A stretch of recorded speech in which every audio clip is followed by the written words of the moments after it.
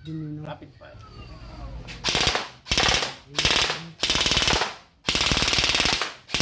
Yan. Sige lang po, pili sir. Yung mga bossing natin nandito. Okay, ayun na, final na, no? So, yung PDW Micro CQB kasi ito, no? PDW na Micro CQB ang naging final na kukunin ni boss, no? This is powered by a Daniel Defense, no? So, hindi siya fully licensed as of today kasi ang ENC is nag-aayos pa lang rin ng license nila. Plus, Glock 18 na tan. Actually, magka-terno. Sayang lang, no? Black na lang available na scope kasi merong tan color sana nito, no? Tapos, imbis na regular magazine, ang kasama kasi nito, plastic magazine lang. Pinalitan ko na siya ng camot type na metal magazine. Okay? Then, sa freebies natin, 0.20 and 0.25 grams. Since dalawang unit, dalawang set ng bala rin. Okay? Sir, amen. Paliwanag ko muna, ha? Ito pong unit mo is all replica. Replica. Huhulihin ba? Yes.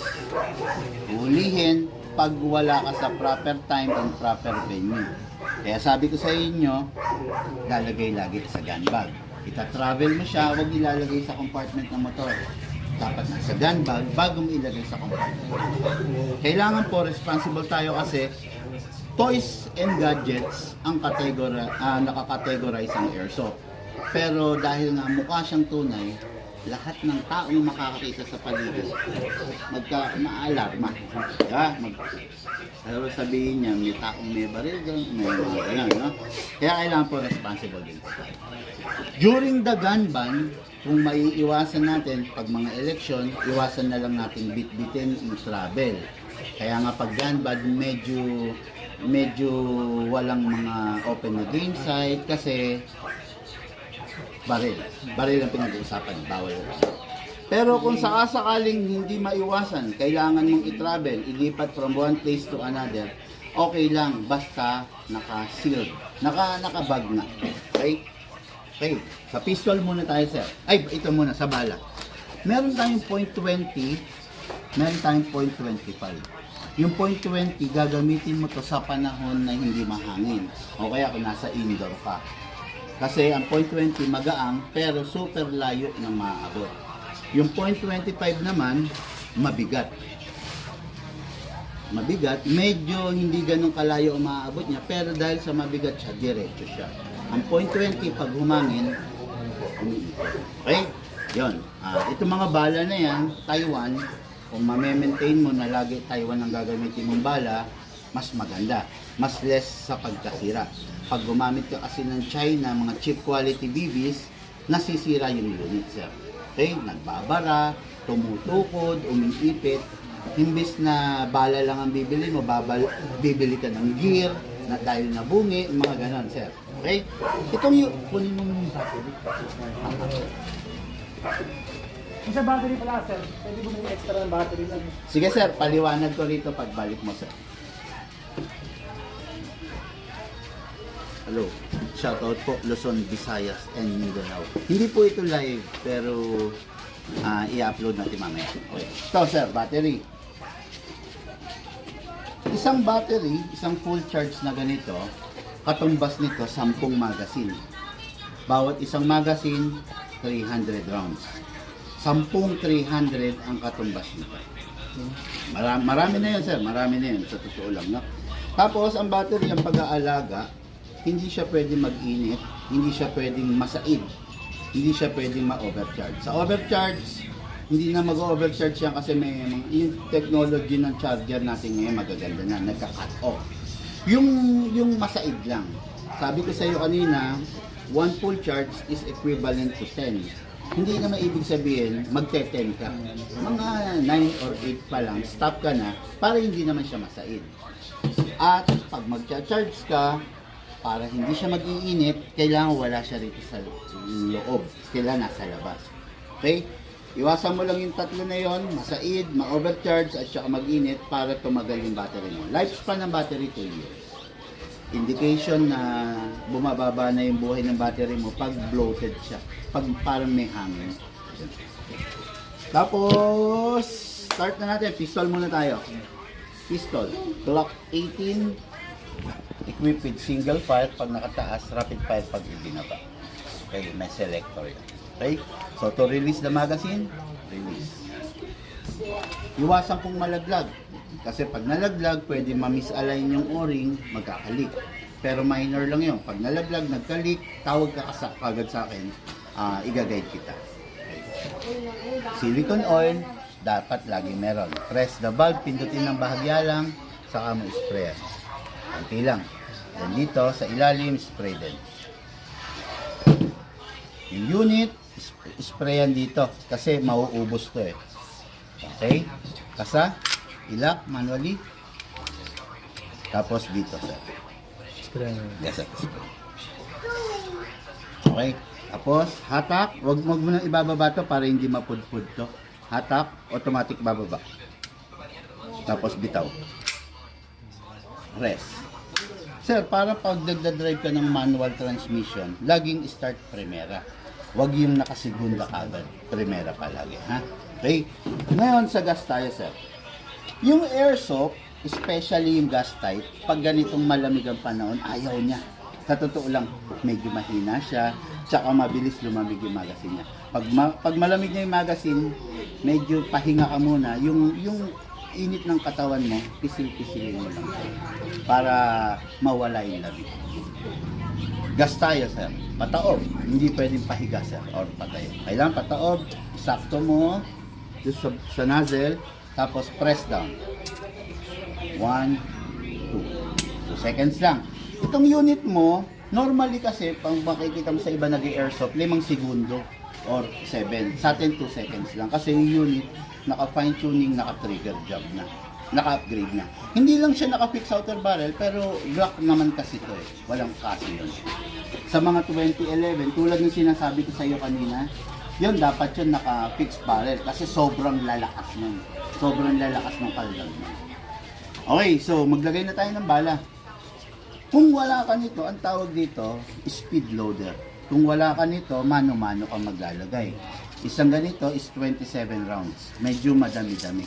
Pero dahil may ganito ka, mas madali. Atake mo lang to pababa. Iwasan mo lang itong mabitawan, baka mabasag kasi. Atak, para safety, lagay mo yung thumb mo rito. Kalang mo. Para kung mabitawan mo siya, dito siya tatama. Okay? Atak. Dire-diretso. Huwag mong bibitawan to. Pump lang.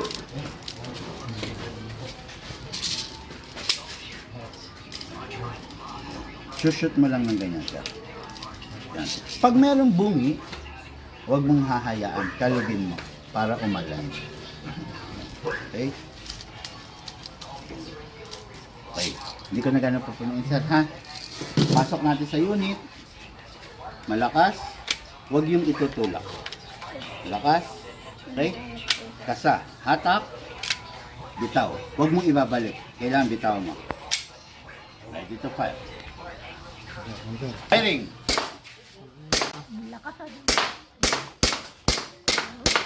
Try mong i-rapid para ma-feel mo na. Yan. Yan. Napansin mo yung rapid? Magastos.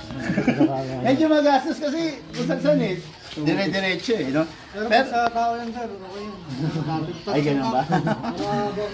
O, yan. Pag nag-lock na ganito, nangyayari yan pag wala na siyang bala. Next thing to do, release the magazine, then the slide, hatak ulit, tapos press. Okay. Tapos, single fire. Okay? Yan. Tapos, ito yung sinasabi ko sa iyo kanina, na malamig na yung magazine. Medyo painitin mo. Tapos, may hangin pa to, pwede mo pang gamitin kahit mamaya. Kahit maubos mo pa Ngayon, pag halimbawa hindi mo siya gagamitin, matagal. Let's say, 2 weeks, 1 week, pasinawin mo yan. O kaya para hindi sayang, iputok mo. Okay, yan. Dako tayo, sir, sa rifle naman. Yung rifle, kung ito kailangan ng gas, ito hindi. Ito naman parang cellphone to. I-charge mo lang using charger, syempre. Yun na yun. Okay? Battery operated. Full metal mula ulo hanggang baba. Naka EOTech holographic scope. Tapos, So far, walang gas-gas.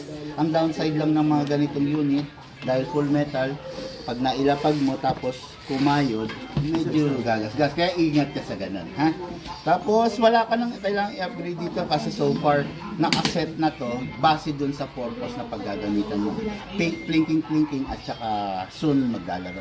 Pag maglalaro ka na, kailangan mo magpababa ng lakas, i-message mo ko, bibigyan kita na free na lowering spring para mag-qualified ka dun sa game site na paglalaro. So, battery, ilo-load natin. Yung battery, located dito nakalagay. Tiga. Alisin mo lang yung cover. Ito.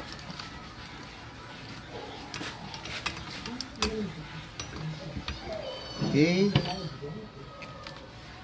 Ito yung plug. Pasok mo to. Pasok mo to.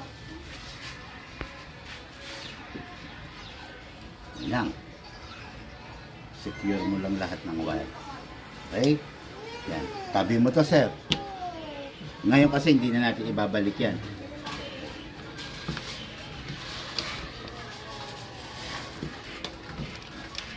Yan na. Okay? Single fire. Rapid fire. Ayan. So, okay na yan. Sa magazine naman tayo. Magazine, actually sir, hindi ito yung kasama eh. Plastic lang kung nakita mo kanina. Kaya lang, ang layo mo kasi sa akin. Pag binigyan kita ng plastic tapos nalaglag mo ng sira, which gastos tayo parehas, shipping, di ba? Kaya sabi ko, metal magazine na bigay ko sa'yo, ha? Buksan natin to sir. Okay, tapos, itong bawas. Ito bawas. Kung meron kang mineral na malinis na tuyo, pwede mo din yung bala. Huwag mo lang paghaluin yung 0.20 taon. Buksan mo to. Buhos lang. 300 rounds pasok dito, sir. Look, pasara. Hindi ko na gano'n pupunuin. Tapos isara. Okay, hindi pa tapos yan. Pag na-load mo, hindi pa niya maitutulak dito yan. Kailangan ito, winding tawag dito. Ito yung kinakamot kung tawagin. Hanggang sa Di ba nakapaglaro ka na kamo? Nasubukan mo na yung gano'n. Ayan. Kapag hindi na lumalabas yung baka, yan yung kailangan. Yes, yan. Katulad yan, di ba? Yan, mararamdaman mo yung higpit ng higpit. Meron kasing dalawang klaseng winding. Merong regular, merong full winding na tinatawag. Pero ito kasi capable of regular winding lang. Every 30 rounds, magkakamot ka. Okay? Pasok! Ready to fire. Wala nang kailangang ikasa, wala nang kailangang palikutin. Ito, ikakasa lang natin to pag magka-calibrate tayo. Okay? Pero ngayon kasi calibrated na to. Hindi natin kailangan mag-calibrate ngayon. Pag aksidente, nabuksan yan, kailangan kasi yan lagi nakasara. Sensitive to sa alikabok, sa lupa, basta sa mga bato-bato. Baka pag tinamaan pa yan, masira. Kaya kailangan lagi nakasara. Pindutin mo lang po. Okay, so, good to go. Yung unit may safe, may semi, may full auto. Bahala ka na, sir. Firing, sir. Ang daming panda. Ay, dala. Dali. Okay. Para masipat.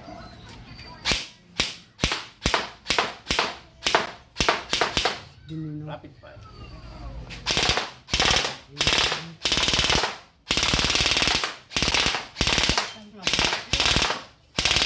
Okay na. Awad na. Parang maliit din. Lamog na, okay na. Lamog na. Parang maliit niya. Pagkal na. Purbat na. Okay. Yung katawan niya na daw. Okay, every time pagpalagay natin, tapos ka nang maglaro, release magazine palagi. Release then, i-clear mo yung chamber. Meron pa kasi laman to, sir. Clear natin, semi. Okay, wala na. After mo maklear yung chamber, yung spring niyan, sir, mula rito hanggang dito. Kailangan, dahil nag-fire tayo, nakapiga ngayon yan. Kailangan maiunat natin yan. Para maunat, lalagay mo sa rapid fire. Press mo ng 1 second. Then single.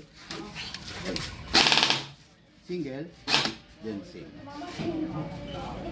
Yan, ganyan sir ha. Huwag mo kakalimutan ulit, kailan? Nag-fire tayo. Okay? I-rest na natin. Clear the chamber muna. Tapos lagay mo sa auto. 1 second. Then single. Then single. Yun na yun. Para yung unit mo, hindi masayang yung upgrade. Pag kasi hindi mo sinesave, masasayang yung upgrade. Yung spring madaling makikita. Unit lifetime warranty. Nagka-problema. 2 years, 3 years from now, 5 years from now, contact ka lang sa amin. Okay? Wala kang dapat ipagkaba. Hanggat maaari sana, kung pwede, kami na lang yung magbubukas. Kahit nakakaintindi si kumpare, si bayaw, si gano'n, kahit sino, kami na lang pagbukasin mo sir. Kasi minsan lumalalay sila. Durong-durungan yung iba. Sirani ko. Tapos, yun lang naman. Maraming salamat. J. Jomar? Jomar na naman. Jomar, okay. Apelyido mo yung mayor ng Makati, si Sir J. Jomar. Ay, kapangalan pala. Okay guys, thank you and have a blessed day. Abangan nyo yung video sa ating YouTube channel. Thank you po.